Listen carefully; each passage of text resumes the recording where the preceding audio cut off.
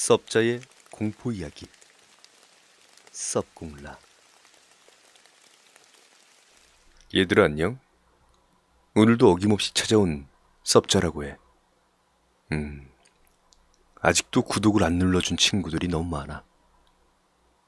그럼 구독과 좋아요 받을 때까지 열심히 할게. 그럼 이야기 시작할게. 현재 살고 있는 할아버지 댁에서 겪었던 일입니다. 할아버지 댁에서 살게 된 것이 약 2년 전부터인지라. 이 일을 겪었던 때는 부모님과 함께 살던 때였지요. 아마도 초등학교 5, 6학년 때였을 겁니다. 추석을 맞아 친척분들과 함께 많은 식구들이 현재 할아버지 댁으로 연휴를 맞으러 내려오게 되었습니다.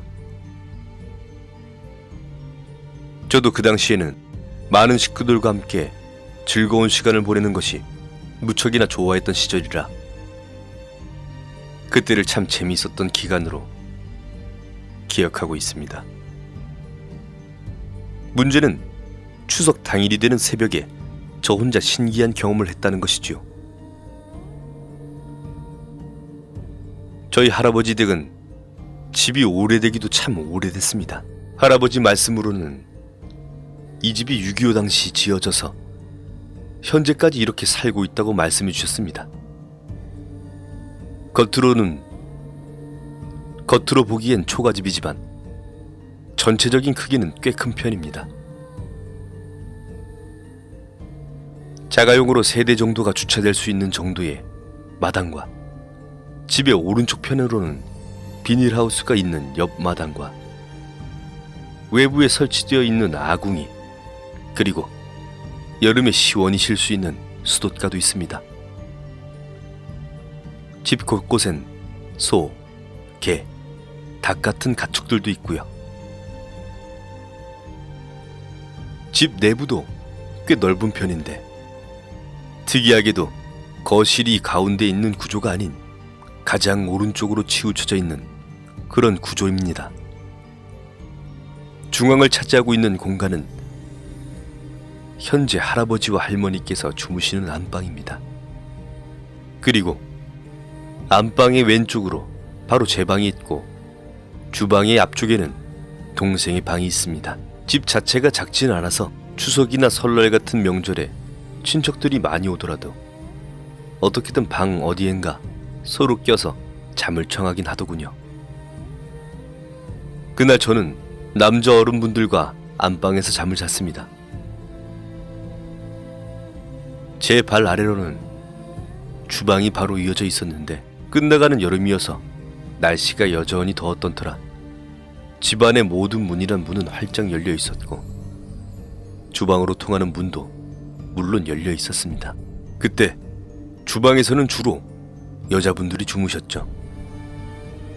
뭐 어찌됐든 집안의 문들만 열려있던 것이 아니라 안방에서 마당으로 나가는 창호지 문도 두 문 쪽이 대청마루 쪽으로 모두 열려있도록 고정되어 있었습니다.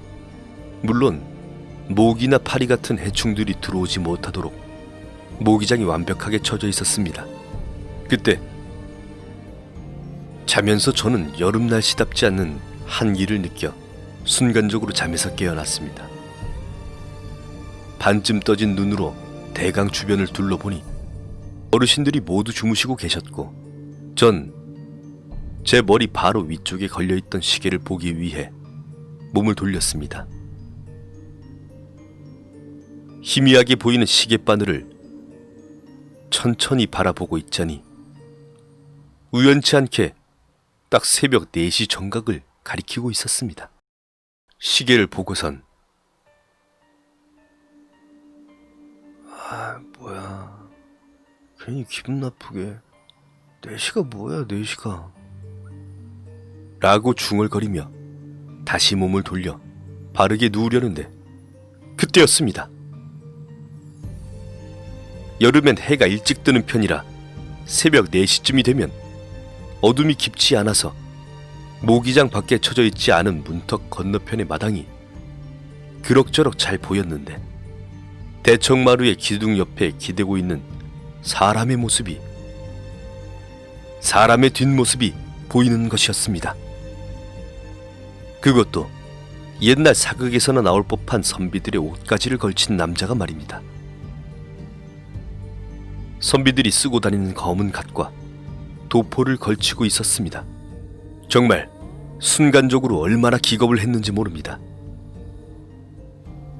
지금 이 글을 쓰면서도 그때 그 모습이 선명하게 기억이 나는데, 주변의 친척분들이 모두 주무시고 계셨던 터라 혼자가 아니라는 생각이 들자 두려움이 조금씩 사라졌습니다. 그리곤 도대체 저 사람은 어디서 왔을까? 언제 왔을까? 와 같은 묘연한 궁금증들이 머릿속을 채워나갔습니다. 그래서 순간적으로 누구세요? 라는 말을 내뱉었는데 입을 움직이면서도 목소리가 나오지 않는 것입니다. 그 점이 더 당황스러웠습니다. 마치 불가사의한 힘이 제 입을 막아버린 것처럼 목소리가 나오지 않는 것이었습니다. 그러면서 혹시 내가 목소리를 내버리면 나를 쳐다볼 것만 같은 공포가 서서히 떠오르기 시작했습니다.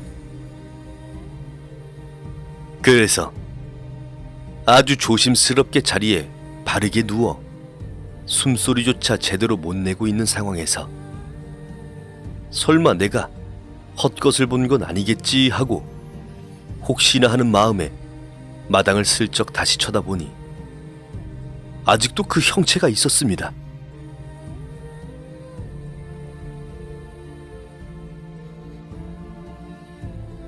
다시 두 눈으로 확인을 해버리고 나니 도저히 그 안방에 누워있지를 못할 것 같았습니다. 그래서 저는 안방에서 탈출할 것을 결심하고 도둑이 슬금슬금 도망치듯 제 발 아래 문이 열려있던 주방으로 아주 천천히 기어 빠져나갔습니다.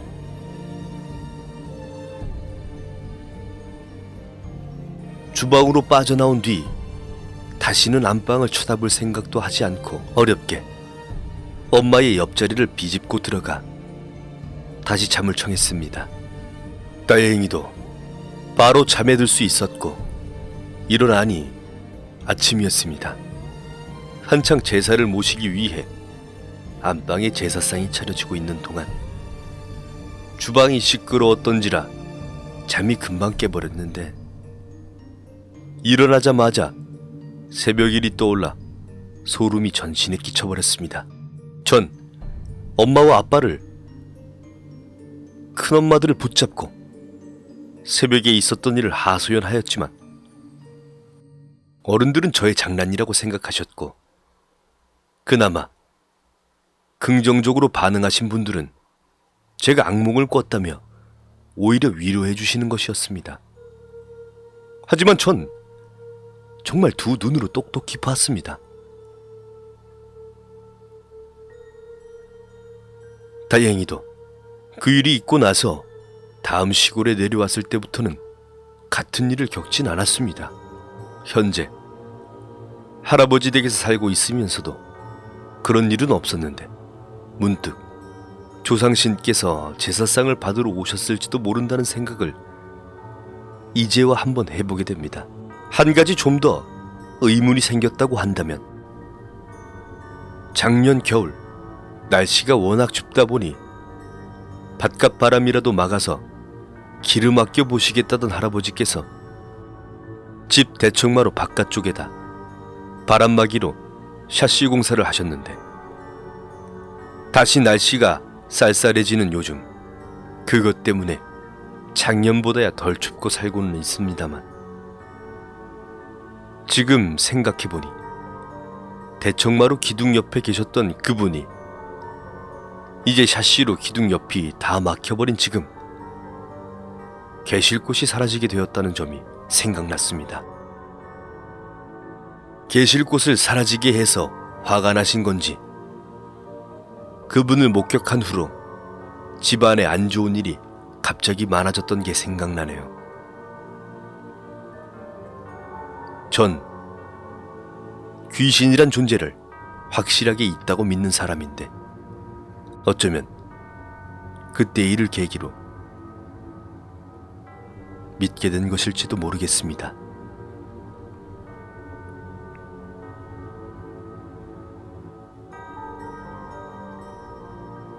그렇다면 그 도포와 삿갓을 쓴 사람은 정말 누구였을까? 누구였을까?